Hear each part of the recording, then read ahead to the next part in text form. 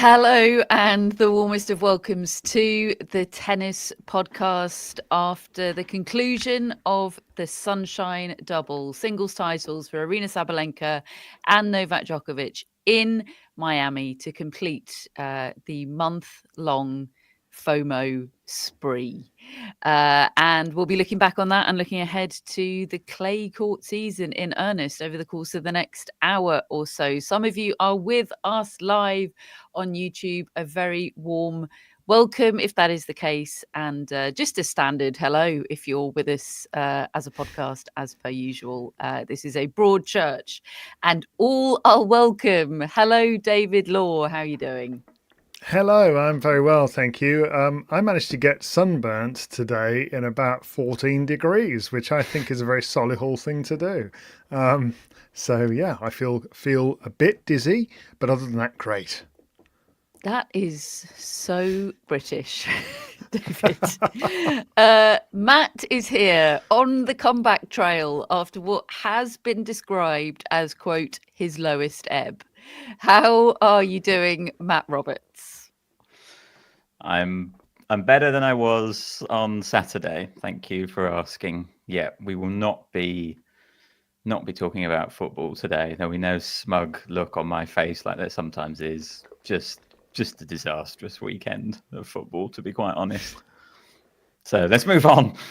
Yeah, we're going to move on very quickly. The first thing I need to do is correct the fact that I said that Novak Djokovic won the Miami title at the start. Oh, I love it when that happens on a live show.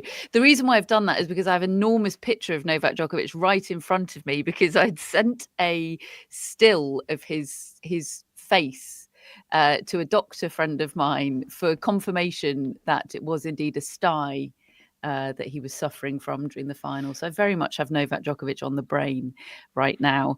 And for that reason, should we perhaps start with the men in Miami and the title, folks, that was won by Jakub Mensik, 19-year-old Jakub Mensik, in 2 tiebreak sets over Novak Djokovic, his first ATP title at Masters 1000 level. I don't think we can take the credit for sort of bigging up Jakub Mensik. A lot of people have been doing that for a long time, but I think we have all been Mensik believers, haven't we? I'm not sure I saw it coming this soon and this big. David, how about you? It's interesting. He's been around for a while and in our subconscious, and we've been watching him get notable wins and hearing people talk about him, and yet he hasn't had the hype, and he hasn't had the hype from us, certainly not me. And I think that's mainly because I just haven't watched him closely enough. I've probably listened to the hype of other players and kind of jumped on the train with them quickly because I was curious. And he's sort of now forced his way into the consciousness by his performances. You know, the fact that he beat Jack Draper in the first round in 2 tiebreak sets, I think you could read something into that right there. I found it very interesting that he said he was very close to not even taking to the court for that match because of a knee problem. And it was almost like a miracle cure from the ATP trainer who gave him some last minute treatment, and he managed to get out on the court. And he was fantastic against Draper. And I watched that match and I did think, crikey, if he carries on playing like that, and I knew nothing of any knee injury at that point really hampering him in the short term. I knew he'd been hampered a few weeks earlier at the Australian Open, but I thought if he carries on playing like that, it's going to take a heck of a performance to beat him, because Draper wasn't poor. But his serve is maybe the best on tour. I really think you're looking at a serve there that easily hits aces. He's hitting in the teens or the 20s in 3-set matches all the way through Miami. He's out-acing Jack Draper, Taylor Fritz, Novak Djokovic, everyone.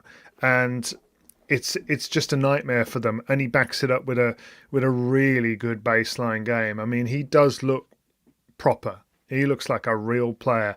Doesn't get the hype. I wonder whether now that may start to change.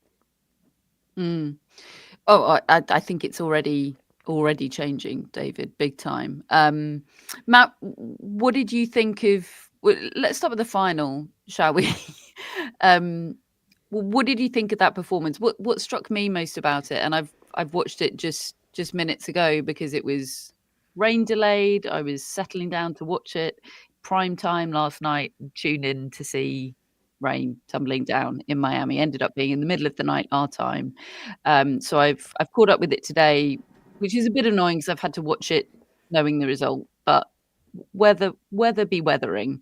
And my kind of my biggest takeaway from it was that it wasn't a spectacular performance from Jakub Mensik. Like, it just felt like a really, really solid couple of sets of tennis. The serving is spectacular, but also in quite an unspectacular way. Like, the numbers are spectacular and the reliability of it is spectacular, but I don't know, it just all feels so reliable and repeatable. And I know these are really unsexy adjectives with which to be describing a very exciting young talent, but he already feels extremely solid to me and dependable as a tennis player.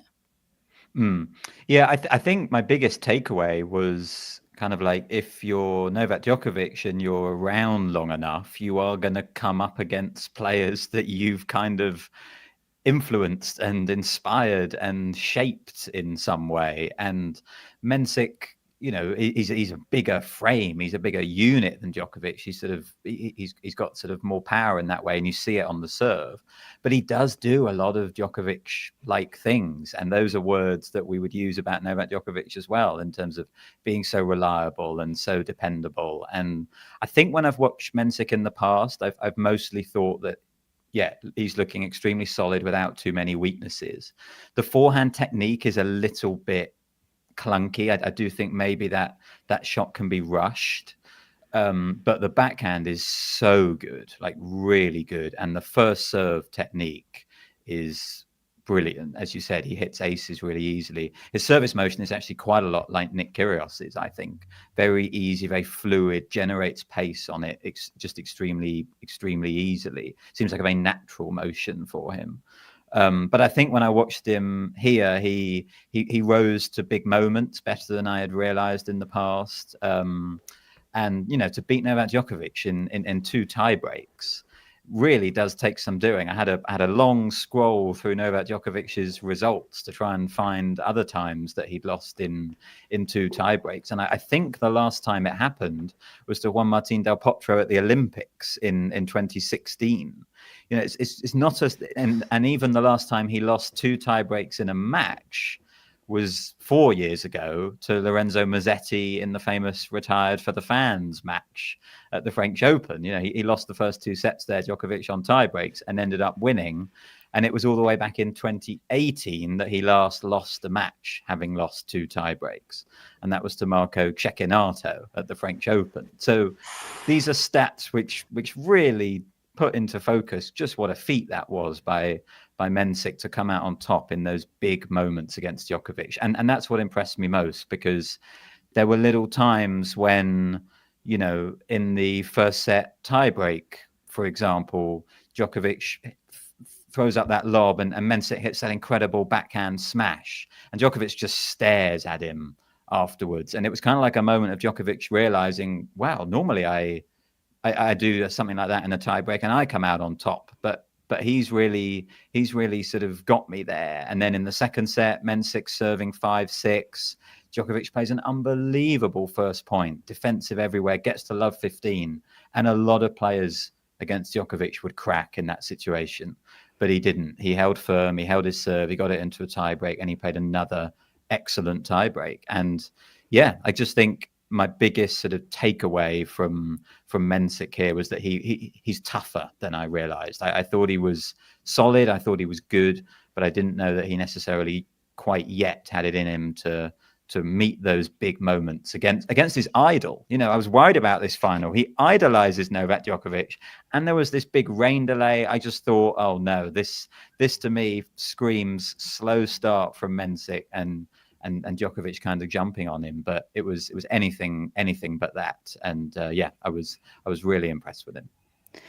I was so worried about that element of this final, Matt, the hero worship element. It grinds my gears when young players walk on court, beaten, and thinking about the posters that they had on their wall as a kid. It's all very, David, am I allowed to say it? Pedro, am I allowed to mention Pedro Cachin? It's all very Pedro Cachin asking for a shirt, isn't it? But Jakub Mensik is not a shirt asker. I don't think we can. I think I'm going to categorically say that after the performance in yesterday's final. He joins a long tradition of ATP players winning their first title with terrible haircuts that they will, I'm sure, come to regret.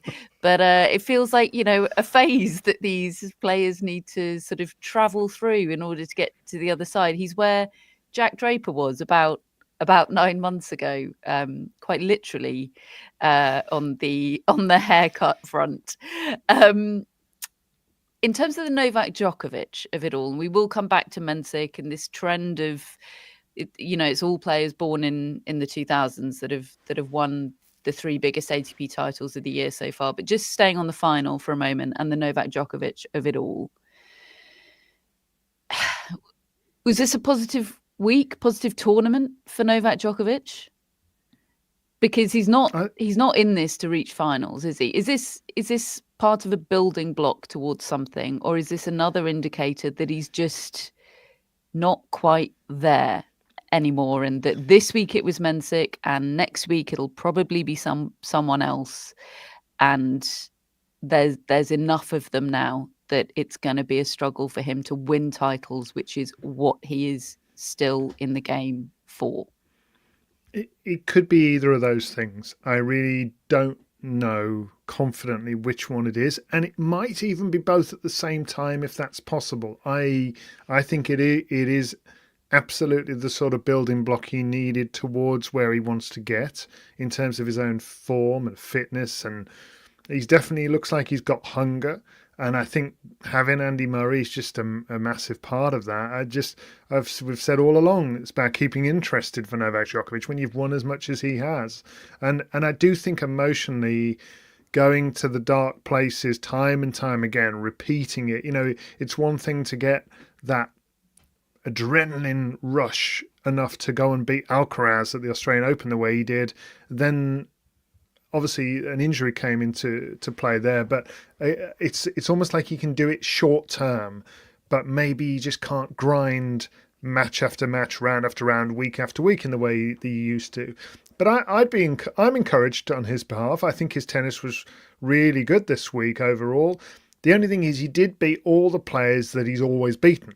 I think if he'd have lost to some of those, then there would have been a bit of a concern. But he's always beaten Grigor Dimitrov. Dimitrov looks great until he comes up against him or Sinner.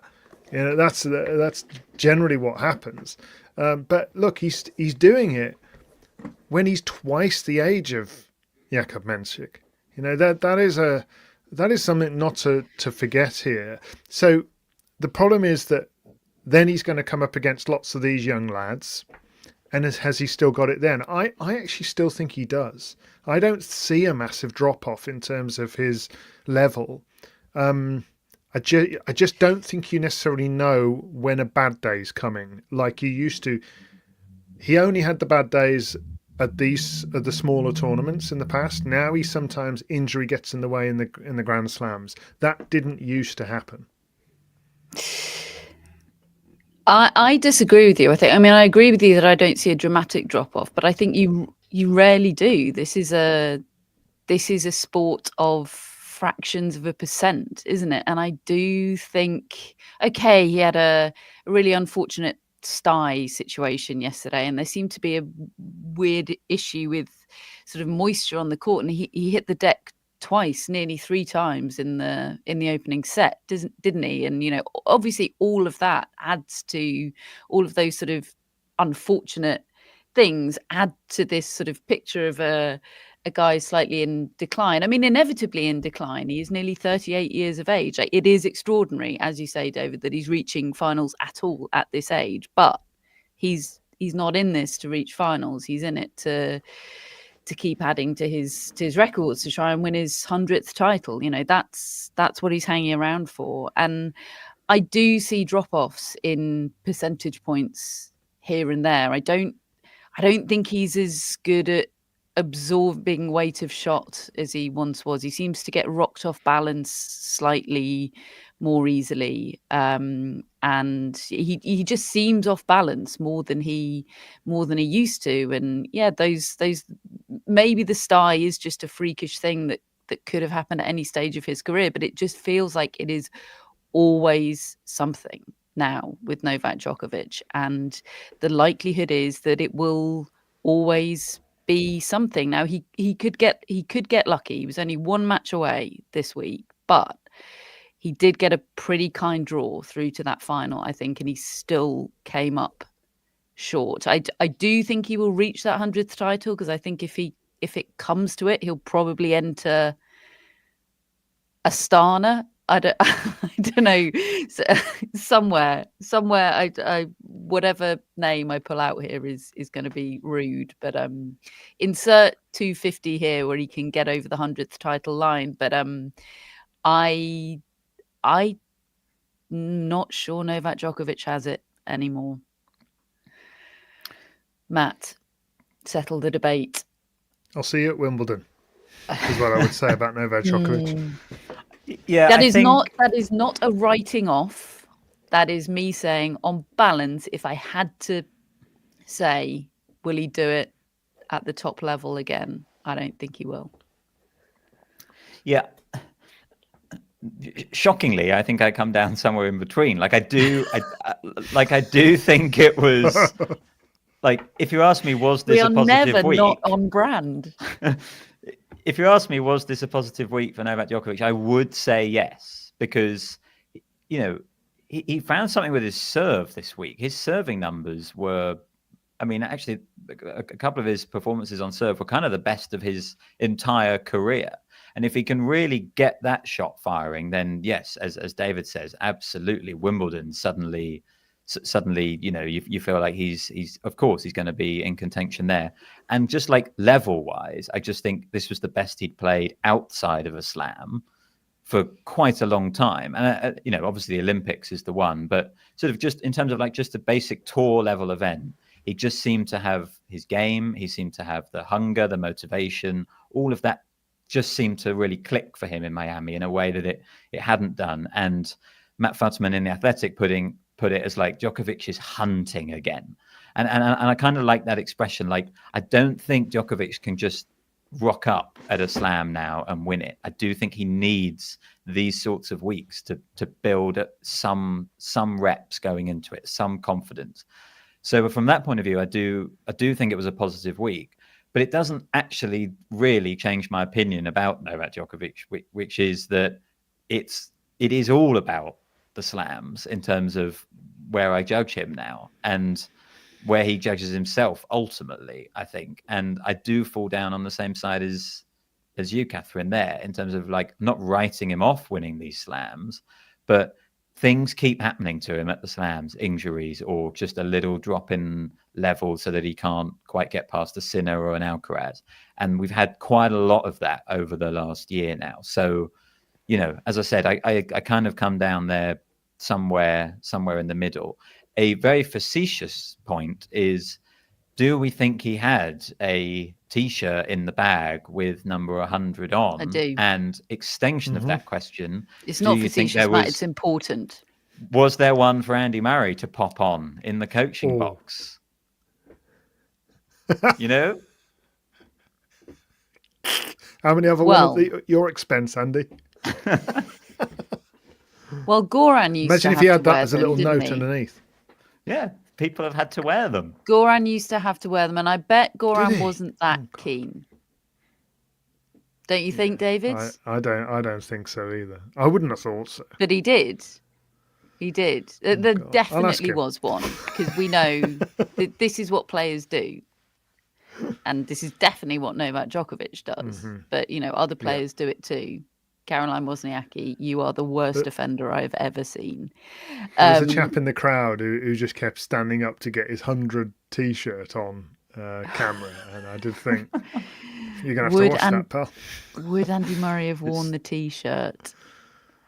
I say this, well, you know, we won't know. I hope not. Fulham fans were singing "Que Sera, Sera," we're going to Wembley after about 90 seconds on Saturdays, which was very which was very having 100 t-shirt in your bag, wasn't it? So we can all do it. Were you singing that? Yep. Is a very hard life lesson been learned this weekend? I'd do it again. I've got a 12 in a row t-shirt.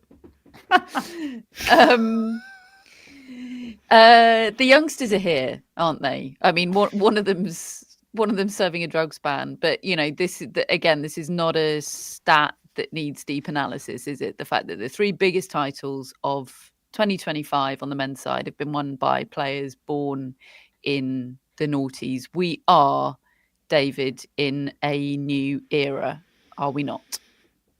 Yeah, and I have found it interesting in the absence of Sinner, that it is Draper and Mensik who've picked up the kind of benefits of it. And Fonseca's had his moments and flashes. Feast has had his 2 quarterfinals back to back. It does feel like this is a change. And I just find it a really interesting period in men's tennis now. I mean, I think it's been a bit anything other than Alcaraz, Sinner, and Djokovic has been a bit meh in some ways at some of these tournaments. And I mean, although I enjoy aspects of Daniil Medvedev, I certainly enjoy his behaviour and his personality. I'm not a huge fan of his tennis, to be honest. I feel overdue this impetus, this young breath of fresh air, and I like the fact that we're now going to come into 3 Grand Slams in 3 or 4 months, where there's a load of these young lads who will really fancy themselves as not just having a bit of a run, maybe getting into a second week, but expecting themselves to go deep, and I like that. I like that, and they feel convincing now. Their physical strength and is now matching their potential and their ambition.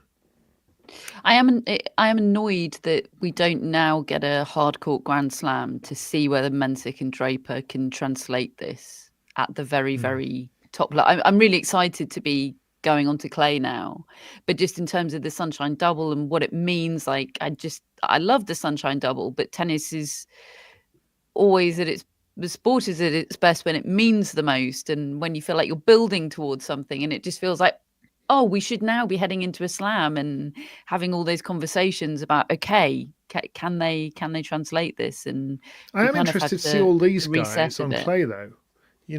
As in a way that I don't always feel like this about hardcourt tournament winners, but I think all of those guys that I mentioned can be a big factor in the next 3 months on clay, next 2 months. Matt? Yeah, look, I think I would have some reservations about whether like Draper and Mensik can repeat this on the clay, but I suppose that's not what you're saying. You're saying being a factor, which is, I suppose, I think their shapes of shot work on the surface. We'll see. Yeah, look, I think the thing for me, my sort of big take on this Sunshine Double being won by Draper and Mensik is that it's such a sneak peek of what I thought the ATP was going to be like post Big Three. Like, I thought it was going to be this absolute land of opportunity for players like that who we know are talented, but we didn't necessarily think were like absolute best player in the world level, but they could win some of the biggest tournaments. And what actually happened is Yannick Sinner came along, and to a certain extent Carlos Alcaraz came along as well, and they just closed that door last year. They've won the last 5 slams between them. Yannick Sinner had incredible success at the Masters level as well, and so there's just this very, very small window where Alcaraz is having a bit of a shocker at the moment, and Yannick Sinner is obviously banned, where there is that opportunity for Mensik and Draper to come along and win the biggest titles, and they've done it. They've absolutely seized that opportunity. But I'm just very aware that sort of all slams shut again to me when Yannick Sinner comes back, and when I personally think Carlos Alcaraz will find his top level again. And I think those two are still a level above what we're seeing right now, even from these guys. So like, I'm intrigued to see whether they can do it and whether they can really keep bringing it. But I am slightly viewing it through a lens of, well, this is a bit of an odd period that it counts, but it sort of doesn't really give us a huge look into the future, I would say. Tough scene for Carlos Alcaraz to have been reduced to having, to a certain extent, come along. Reigning French Open and Wimbledon champion Carlos Alcaraz came along to a certain extent last but year. he hasn't got the consistency of a big three. Sinner has shown that. He's not slamming doors shut on anybody. No.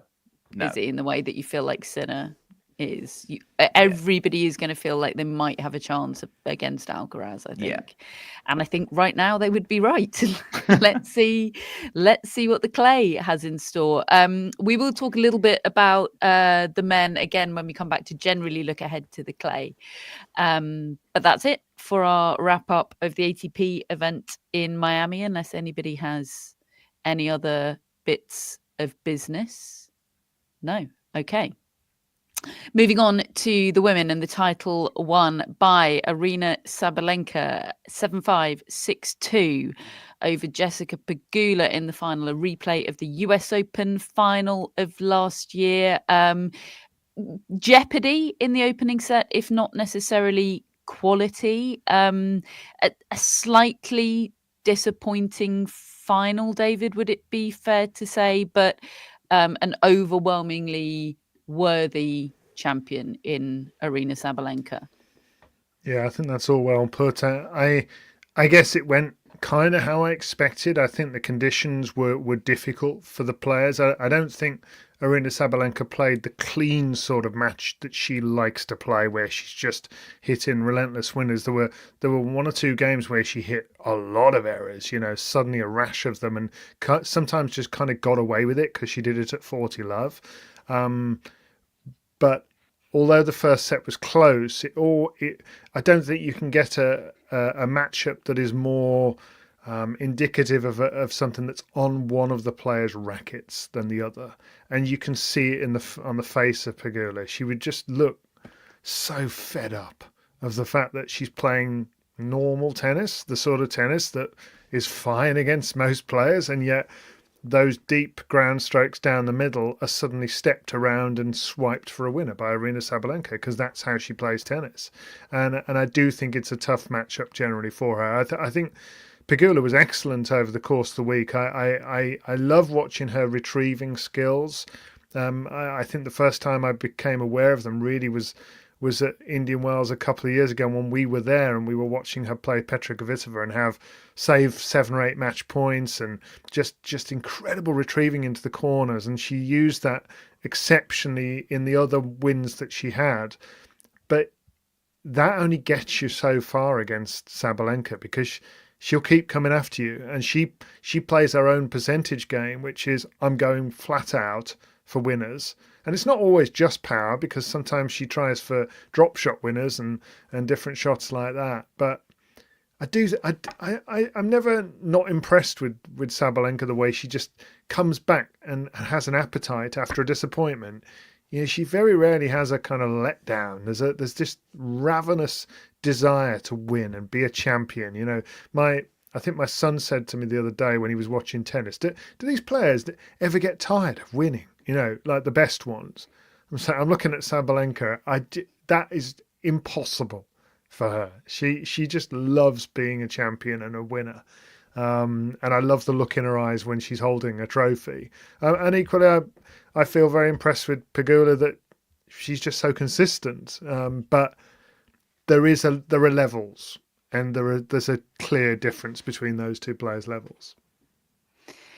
Yeah, just thinking about comparing Sabalenka since losing her Australian Open final to Zverev since losing his Australian Open final.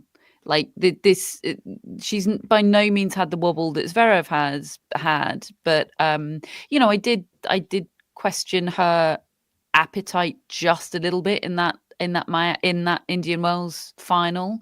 It didn't look like that intense ravenous hunger was there. So the fact that it seemed so back in this Miami final, and in fact the whole couple of weeks in Miami.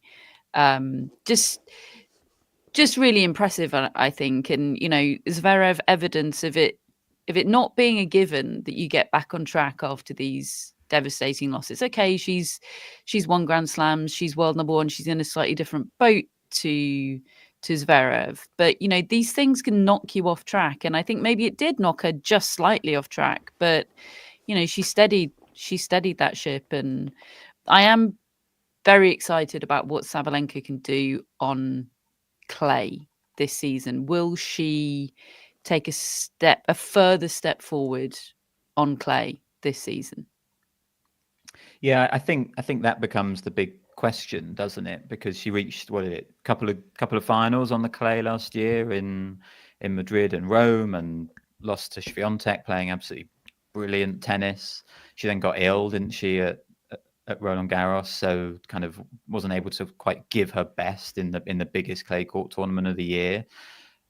And then also like grass as well. Like she's got over 10,000 points now, Sabalenka, for the first time, but she doesn't have any Wimbledon points on her ranking because she had to withdraw last year right at the last minute. You kind of think she might even be even further ahead as the world number one had she been able to play that major last year, where I think we're still sort of waiting to see it, but I really do think there could well be a Wimbledon one year where just everything clicks for Sabalenka and she kind of just absolutely like charges through the field playing brilliant tennis. It just feels like that might happen there. But I don't know. I was actually maybe more impressed with this final than you were, and in particular with Sabalenka. I thought she was awesome in this. I really did. I thought she was absolutely brilliant, considering that she'd lost her two biggest finals this year, as you said, in Australia and at Indian Wells. She said afterwards she didn't want to let it get in her head that she was losing finals, but she just played so well in this. Over 20 forehand winners. And I feel like the thing about Sabalenka is that she's kind of making improvements to her game all the time without you really realizing it. And then suddenly you think, gosh, Sabalenka's slicing. And Sabalenka's forehand playing with slicing angles. mid-rally sometimes. So often. You kind of think she did not used to do that. And now it is a shot that she is so confident with. She's got to a point where she can just use it. They had a stat on the WTA website that 20% of her shots in this match were slice.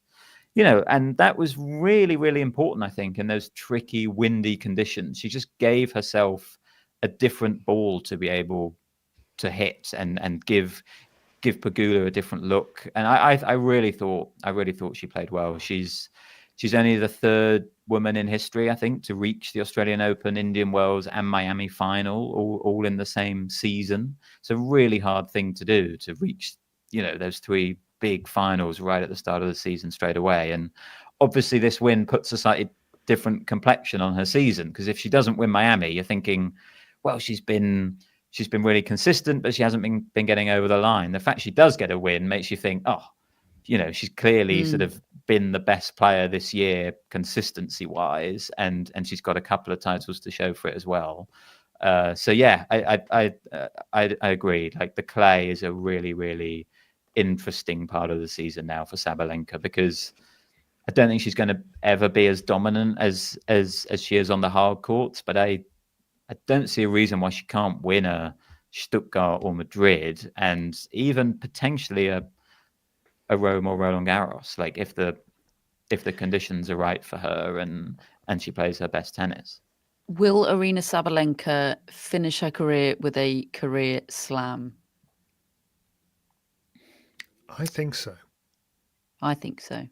And I think I'd have said no to that in the past. I think we've probably had that hypothetical, and I've said no because of the improvements she needed to make on clay and how far ahead it felt like Swiatek was on clay. But tennis is sometimes about taking advantage of a moment, and perhaps this is the moment. This is the year for Sabalenka, playing like this with Swiatek not quite at her best. Perhaps we'll look back and this will be like her window to try and win Roland Garros. I don't know.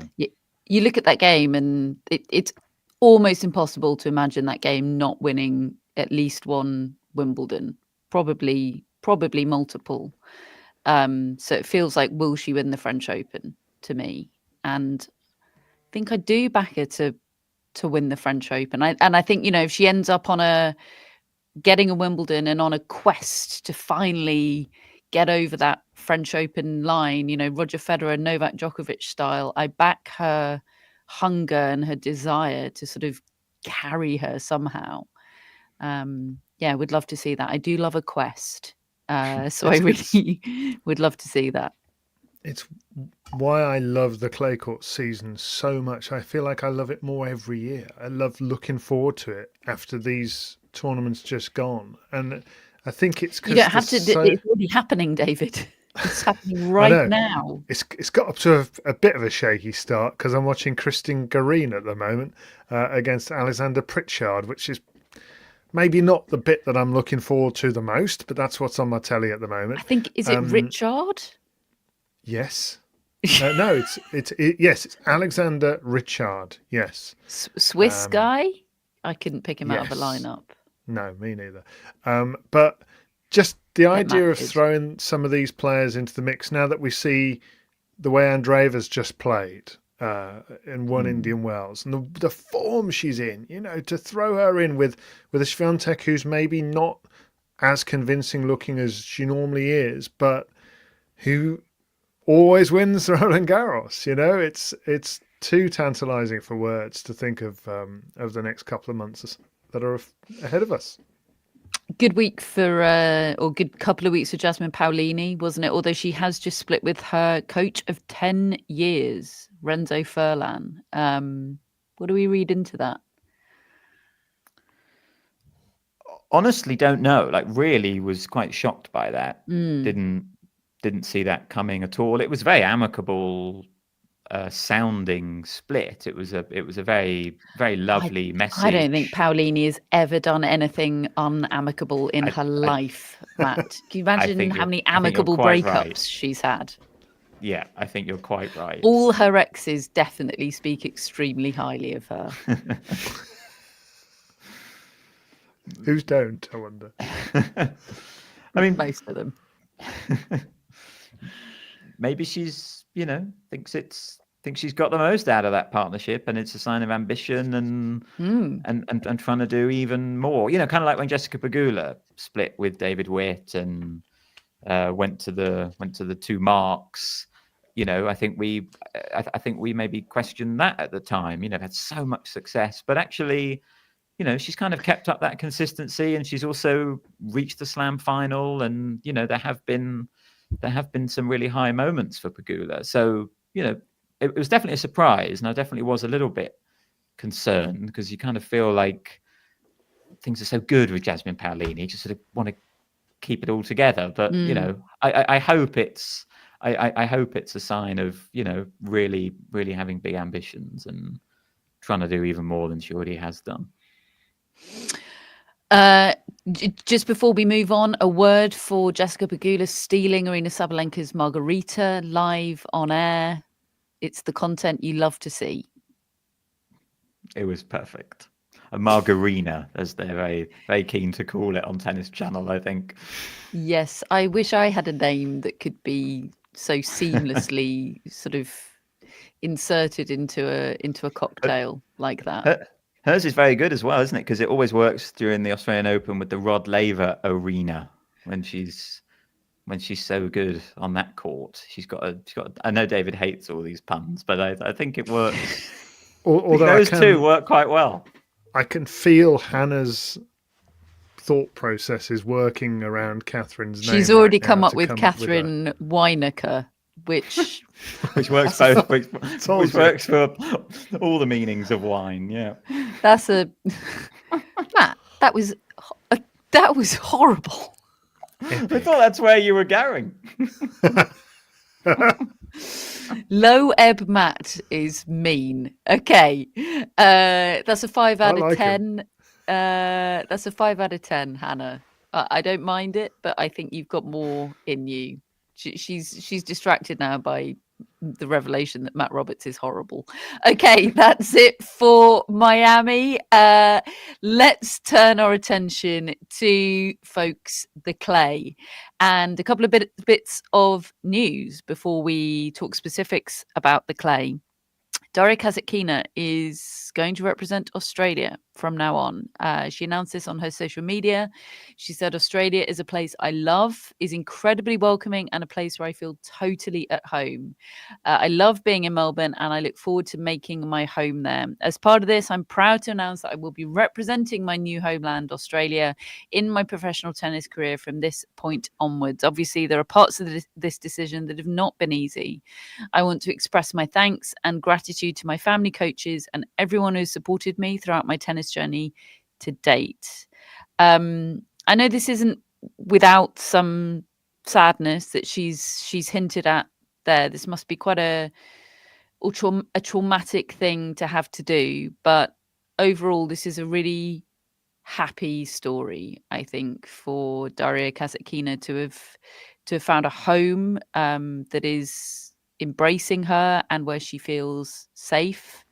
And I hope they really do embrace her. I hope that when she plays in Australia, she really gets vociferous support, because I don't know what's more, it's almost makes you more Australian that you've chosen them and they've given you a home where you feel safe.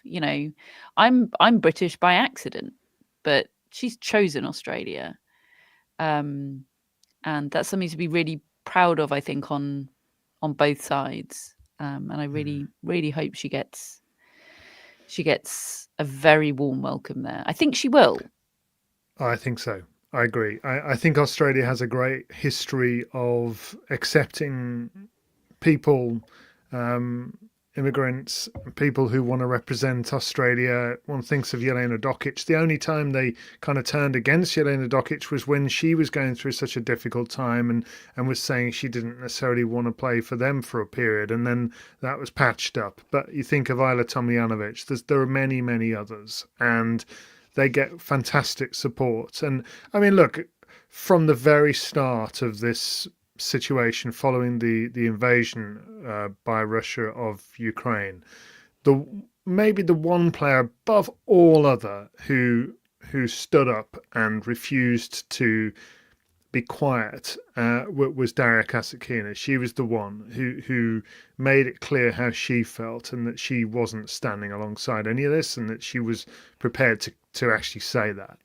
And I think that and I'm not knocking others who don't, because it's easy for me to sit here and say, but the bravery, the courage that she showed, I think, was extraordinary. And I remember a few weeks ago there was that tournament that had her nationality up as Spain, because she spent such a long time in Spain. I think that there was a bit of confusion there, but it doesn't really surprise me that she's taken this route, and I hope it does lead to happiness for her. And I can only imagine next year at the Australian Open that people really will take her to their hearts and support her to the hilt. Not just within Australia but internationally as well, because I think it's a really brave thing to have done, and I couldn't love it more. Yeah. It's so nice to look at that news, that statement she put up. Like, my heart just skips a beat when I see a tennis player. I see a notes app statement. I just thought, oh my God. And then I read it. I was like, oh, I'm so pleased for Kasatkina. As you said, like, it's come about because of something really hard and really upsetting. But I'm thrilled for her. And yeah, as you said, I think she will get great support, and I hope she does. Should we have a quick sensation ruling? I think not a sensation. I think she's too good to be a sensation. Yeah, it's nothing to do with she's eligible into the de Menor category. Yeah. I'm going to hold my fire until I hear what local Australian radio reporters are saying on their reports in the next row down from us when they recover her. If she gets called one, well, that's definitive as far as I'm concerned. I'm ruling no, but Me too. I think as she's a, too as a, good. as a mark We've of ruled great no respect. on Alex de Minaur, and I stand by that. Marat Safin is joining Andrei Rublev's coaching team. They're starting together in Monte Carlo. Fernando Vicente is obviously Andrei Rublev's very long-time coach. He's remaining on the team as the main coach. But Marat Safin, who we know has been close to Andrei Rublev, I think he talked a few months ago about some advice and just general moral support that Marat Safin had given him recently as a fellow, shall we say, very demonstrative tennis player, very fiery tennis player on the court. This reporting from Sofia Tartakova, the Russian journalist. I think she's Russian. This is an interesting one. I know that Andrei Rublev has been going through a period of real soul searching, and I really, really hope that is fruitful for him. He is a good egg, I think, but has been a very troubled egg. And I can certainly see why that's something that Marat Safin would really relate to.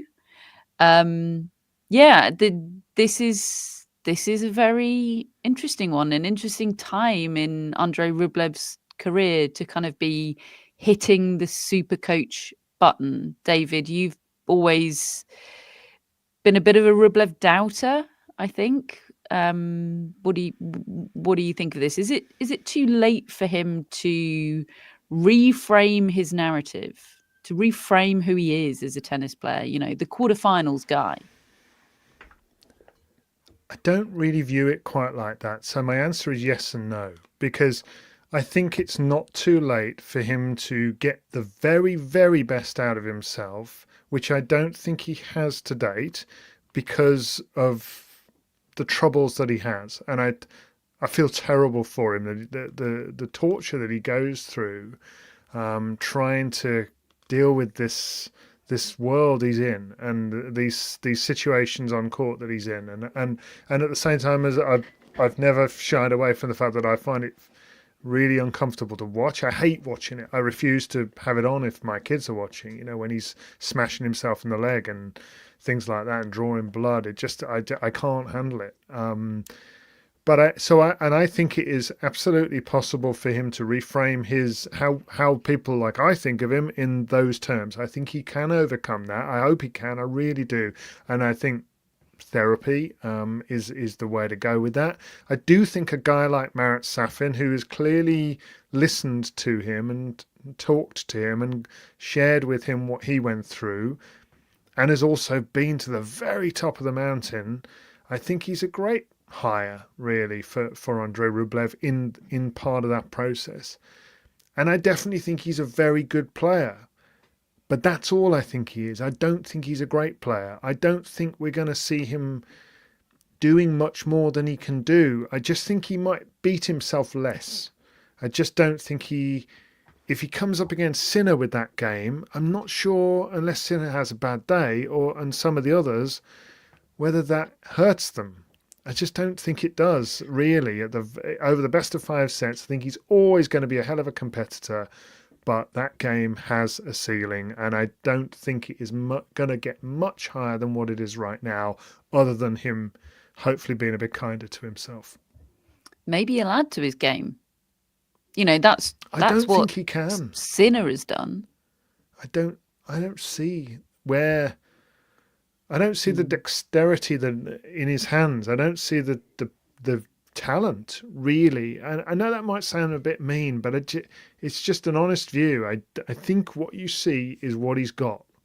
I don't think there's loads more that he is physically capable of doing with his game. Maybe tactically he could change something, but okay, well, I don't see him bringing opponents into the net or hitting angles. I don't see himself coming to the net. He's not very good at volleying. I just don't see it. I think what you're seeing is what he's got. Tell me I'm wrong. I suspect you're right. I think, yeah, I think I probably agree. I just wish him well. So do I. And yeah, I think it's fun to have Marat Safin as a presence on tour, as a coach. Yeah, but whether it'll make a really fundamental difference to his game, I don't know, and whether it's too late, I don't know. But I do wish him well, and I think it's a fun development for men's tennis. Clay, folks, it's happening. It's already happening. It's happening as we speak. The WTA is in Charleston this week. Jessica Pegula is playing there. Madison Keys, Zheng Qinwen, Amanda Anisimova, Emma Navarro, of course, and Daria Kasatkina, all in the draw. So really strong field there. They always get a strong field in Charleston. And WTA is also in Bogota, where Camila Osorio and Marie Buzkova are the top two seeds. Does anyone care to make some wild, big picture predictions for the WTA clay court season?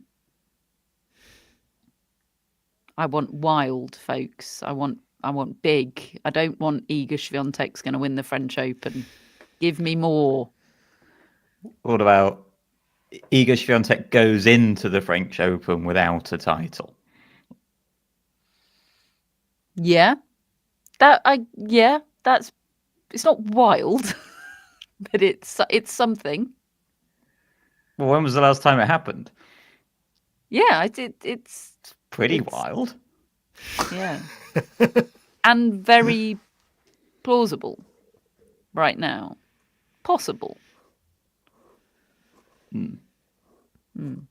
Is it a prediction, Matt, or is it a this could happen? I mean, as I'm saying it, I'm maybe thinking it's more likely that she does win a title on the clay before Roland Garros, but then doesn't win Roland Garros, just because slams are so hard to win, even for Iga Swiatek at Roland Garros. She's pretty good at it. If she has dropped a little bit, then perhaps it's that slam where the others bring it. I don't know. Maybe like at this point in time, maybe that's my prediction. Iga Swiatek doesn't win Roland Garros. That would be mine. I don't feel right now that Iga Swiatek is going to win Roland Garros. I think she's in a tricky place. I do. And as I said before, I totally hope she gets back in a better place. And I would like to reserve the right to change that prediction as we get closer to Roland Garros. But right now, if you had to predict right now, I would say Iga Swiatek won't win Roland Garros. And I'm not sure I've ever said that going into a clay court season. Well, I think she will win Roland Garros. So it might not be a very bold so prediction, but it is a wild prediction then. No, I don't have one. I think that we're going to see more really, really good things from Andreeva. I think what you may well find is she's the one who starts winning the titles in advance, and she goes in as the one everybody's talking about. But then Swiatek ends up winning the thing. I could definitely see that. But then Sabalenka's in there. I'm very interested. The one player I did forget to mention, because we only really had one match from her after when we spoke about her on Thursday. But I'd love to know what Alexandra Iala's like on clay. I've never seen her play. There's a few players that I've just never seen play on clay. You know, she had an incredible match against Jessica Pegula the other night. So that's kind of what I'm looking forward to most, is seeing how all the players that have done well on the hard courts the last month or two play on the clay. But I actually think maybe the women's French Open is less interesting, even though usually we see way more names. There's way more recognizable matches and names, but you get one or two more standout favourites. I don't really know who the favourites are in the men's draw at the moment, because Alcaraz has got some proving to do. Djokovic is the age he is. You know, Sinner has been out for months. It's interesting. I think even if Swiatek does end up winning the French Open, I still think it will end up feeling like a more open French Open than it has in the last couple of years. I think there has to be more to come from Zheng Qinwen in this clay court season. You know, she's had a tricky start to the year. Sabalenka feels more reliable on clay as the world number one than she has done in the past. Andreeva, I do think it's going to feel slightly more open, personally. ATP starts this week in Houston, Marrakesh, and Budapest with 3 250s. In Houston, Tommy Paul and Francis Tiafoe are the top 2 seeds. In Marrakesh, Talon Griekspoor and Lorenzo Sonego are the top 2 seeds. And in Bucharest, Sebastian Baez and Pedro Martinez are the top 2 seeds. It's day 1 of the clay court season, and Botic van der Zandschulp has already found a way to lose to Richard Gasquet in the year 2025. Yeah, from a double 6-4-4-1 double break. Oh, I am obsessed with him. Was he injured?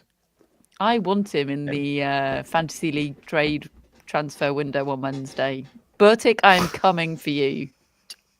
I don't think you'll have much opposition. Great, I'll snap him up. What I can tell you, I don't know if I'm allowed to tell you this, but we had a test run for our Fantasy League trade and transfer window this morning to check that all the tech worked. And David was trying to flog Thomas Mahatch like he was a viral disease. This is why I was annoyed that David got him in the first place. Because he's not really a believer. He's always doubting Mahatch. Maybe with reason. But Yeah. David, he's always doing it. Sorry to lift the curtain on you here, David, but David was trying to flog Novak Djokovic and Thomas Mahatch like they were going out of fashion. Only because there were good stuff that you two had got that I fancied. So I guess you're not predicting big things for them this clay court season then, David. Oh, no, I think Djokovic can still do stuff. I don't think Mahatch will. See what I mean?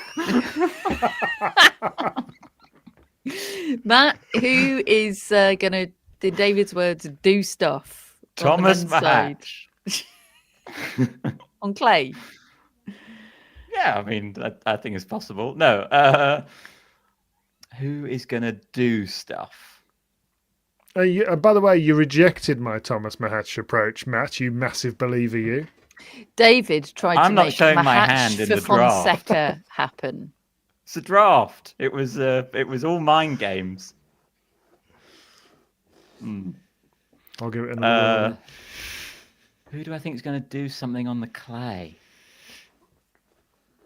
I mean, maybe Fonseca, to be honest. I think he might just explode at one point and one of the 1000s.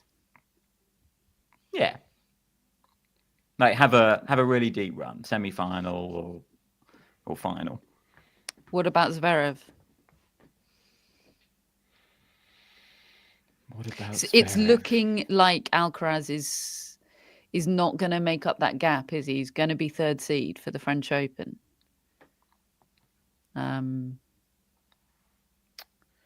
Yeah, I mean, Zverev loves Madrid, doesn't he? Loves those conditions. If he can't get it together there, then like I remember he said earlier in the season, part of perhaps his thinking of playing on the clay earlier in the Latin American swing was to try and get some reps because he's traditionally a slow starter on the clay, and we saw that he was really, really poor. But that form has continued onto the hard courts. It doesn't feel like a clay thing. It feels like his form is bad at the moment. So whether because I do kind of think the French Open is maybe his best shot at winning a slam, because I think he's worse on the grass, and there's a big gap between him and Sinner on the hard courts. Whereas on the clay, without a sure bet like Rafael Nadal has been there for so long, feels, as David was saying, it feels a little bit more open going into the French Open, given the doubts over Alcaraz, Djokovic's age, Sinner, the fact he hasn't played so much. Like, there is still a window there for Zverev if he can improve his form and be playing like some of the tennis we've seen him play on the clay over the past few years. But right now, I wouldn't be predicting that. I'm not sure he'll win a title on the clay. And Tsitsipas? I actually think, by the way, Zverev he needs some form.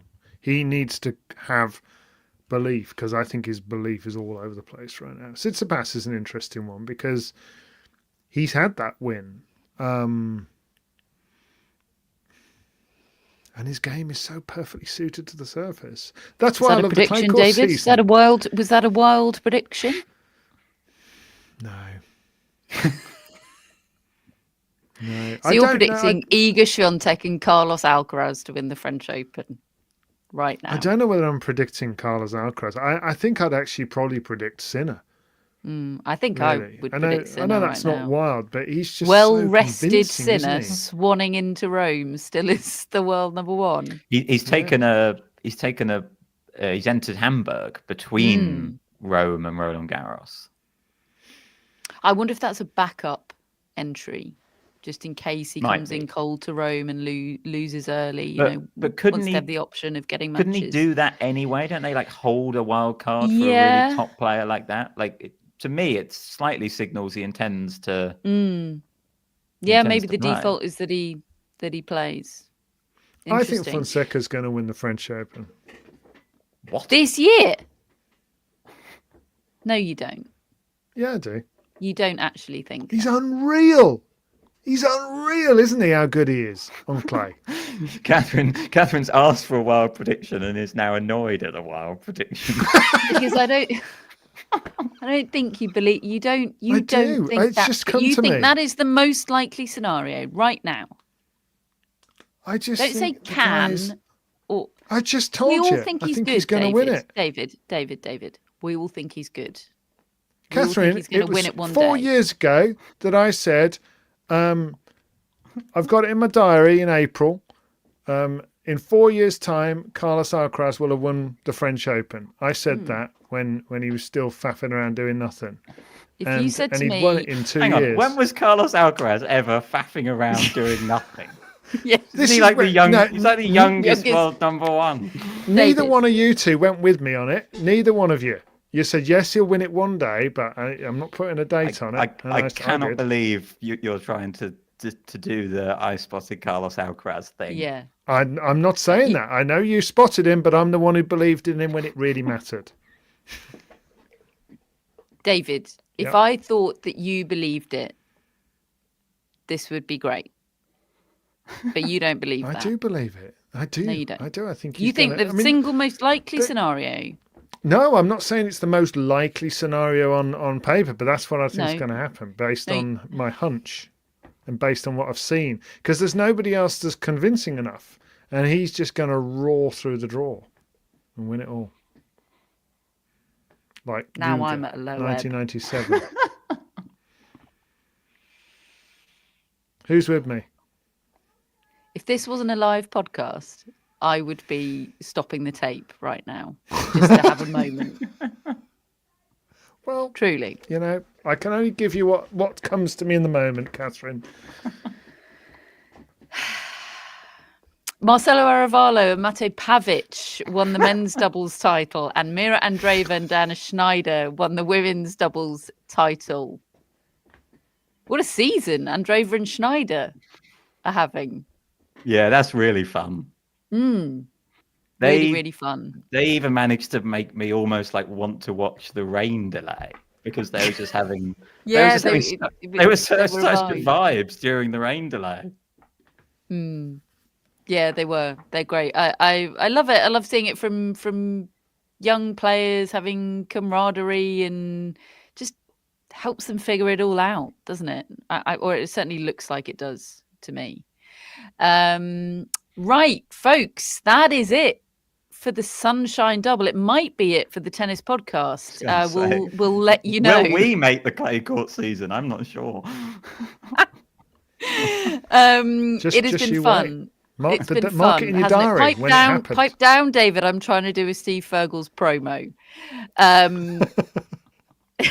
If you've enjoyed the tennis year so far, the Australian Open, Indian Wells, Miami, and you wish you could be there to watch the best players in the world in the sun, And why wouldn't you, quite frankly? Well, next year you can be doing just that, thanks to Steve Fergel's international tennis tours. And one of the most fun things about booking a trip like that is being able to look forward to it. So why not take advantage of the priority access window that they've set up for Tennis Podcast listeners before they go on sale to the general public, so that you can get premium seating, top tier accommodations, with potential breakfasts in the vicinity of Bertik van der Zandschulp. You got to get in there early though, because he loses first round to Richard Gasquet. And personalised enhancements to the 2026 Australian Open, the BNP Paribas Open at Indian Wells, and the Miami Open. This priority access window is just for Tennis Podcast listeners, and there's also an exclusive 5% discount towards your official travel packages when you take advantage of that priority access window as a thank you for securing your spot early. That deposit is fully refundable until you book your package, or until September the 1st later this year. So if that sounds good, and it does definitely sound good, go to toursfortennis.com/podcast. That is tours, the number 4, tennis.com/podcast to book your place for the best that tennis has to offer. If you are a friend of the Tennis Podcast, then provided David and I can get back on track, we're going to be recording our next edition of Tennis Relived tomorrow. It is about the history of the tiebreak. Matt can't wait. I can't believe it's tomorrow. Like we haven't even got tomorrow just to get over this. No, we'll be right here again in this position in about 12 hours time. Yeah, it's like the Miami schedule. We have all these days, and yet somehow we have to come back tomorrow. I am genuinely looking forward to it, though. Matt's been sort of teasing us with the odd message about his research and the interviews that David's been doing, and I think it's going to be a really interesting show. So I can't wait for that. That'll be up this week for friends of the Tennis Podcast, and also for friends this Thursday, a show that, quite worryingly, my mum is more excited about than she's ever been for a Tennis Podcast show. It's our monthly live YouTube exclusively for friends. It'll also be available as a podcast. And this one is about mine and David's time working on the ATP Champions Tour. We feel the statute of limitations has passed, and we can now spill all our secrets. Thomas Enquist isn't going to sue us, is he? Come on. Actually, I take that back. I've got no stories whatsoever about Thomas Enquist. He's in the clear. Goran should be worried, though. Yeah. In fact, he's contributed. Yes, we have a Goran voice note. We have David Law's memory bank. And we have my story of how I tried to get upgraded on a flight to Chile by wearing a fake sling. So if that sounds fun,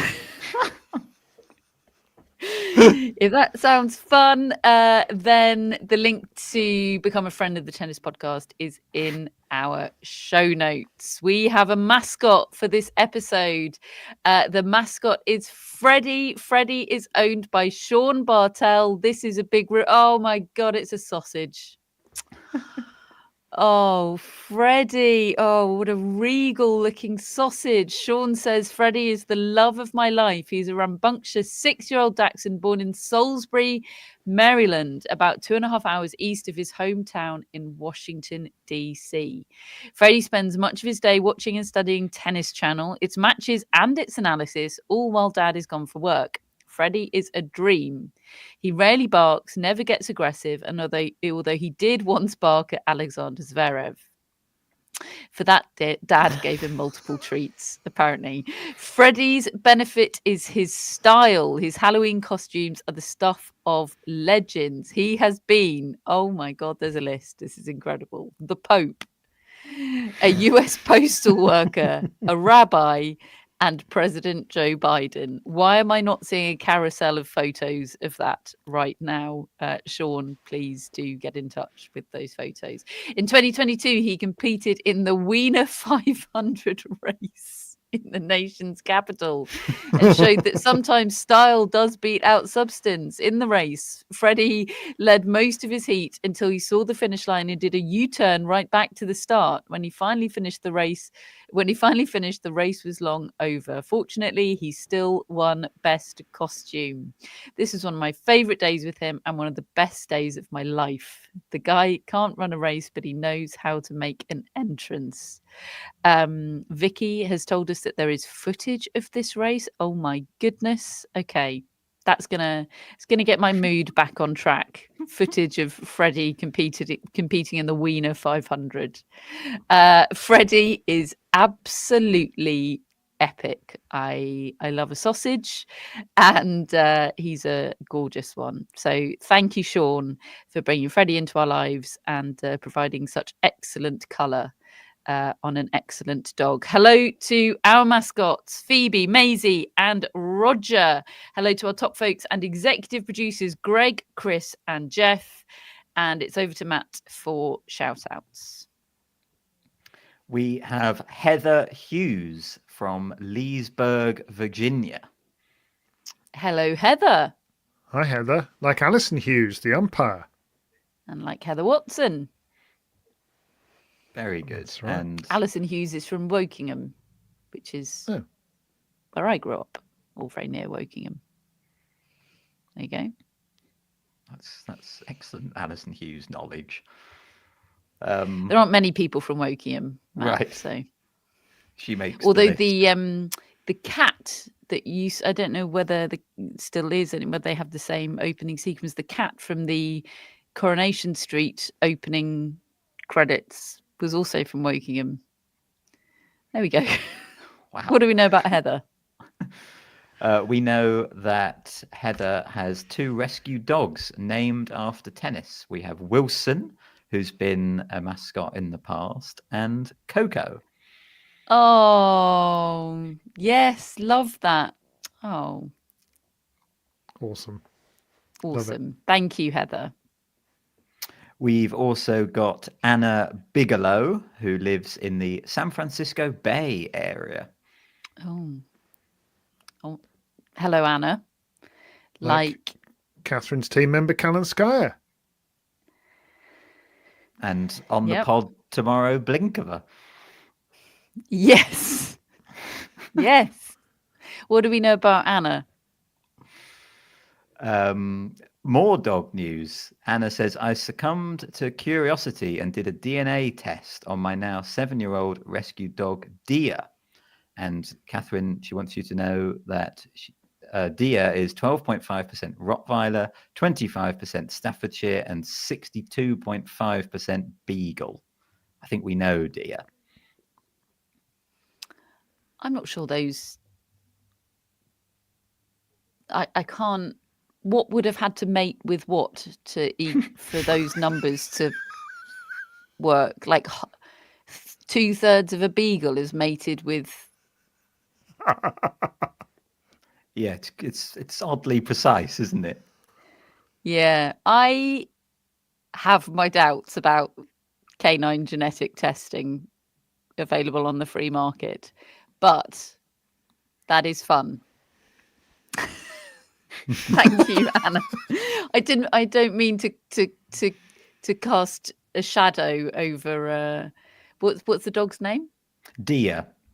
I don't mean to cast a shadow over Dia's heritage. Whatever it is, I'm sure it's wonderful. I'm sure whatever mated with what, it was a happy time. Thank you, Anna. And finally, we have Marianne Brooks from Cape Cod, Massachusetts. Hello, Marianne. Hi, Marianne. And Marianne says, it's Marianne from Cape Cod. My husband Dave and I met you outside the Media Garden at the US Open, and it remains my fondest memory of 2020. Oh. I remember that. Lovely. Cape Cod is where The opening scene of Splash is Splash. set where the upskirting was happening. Yeah. And Marianne, a little bit like Mariana Alves, a former umpire. Yes, that's very good, actually.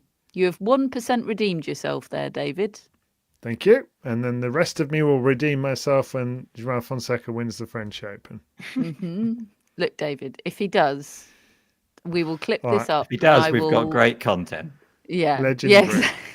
Exactly.